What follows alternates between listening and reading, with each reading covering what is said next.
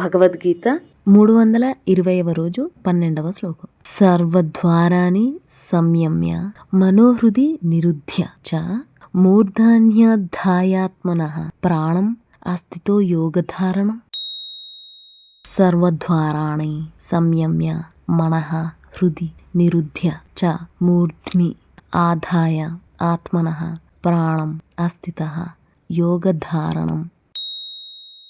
ఆత్మనః తన యొక్క సర్వద్వారాని సమస్త ఇంద్రియ ద్వారములను సంయమ్య నియమించి మనః మనస్సును హృదయమునందు నిరుధ్య చ నిలిపి మూర్ధ్ని శిరస్సునందు ప్రాణమును అధాయ ఉంచి యోగధారణం యోగాభ్యాసమున అస్థితః ఉన్నవాడే.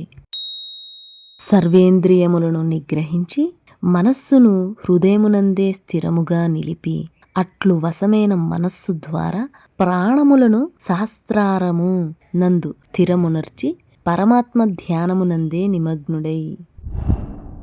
Having controlled all the senses, the gates of the body, having confined the mind within the heart, and placing the life force, prana, in the crown of the head, sahasra, one becomes firmly established in the practice of yoga.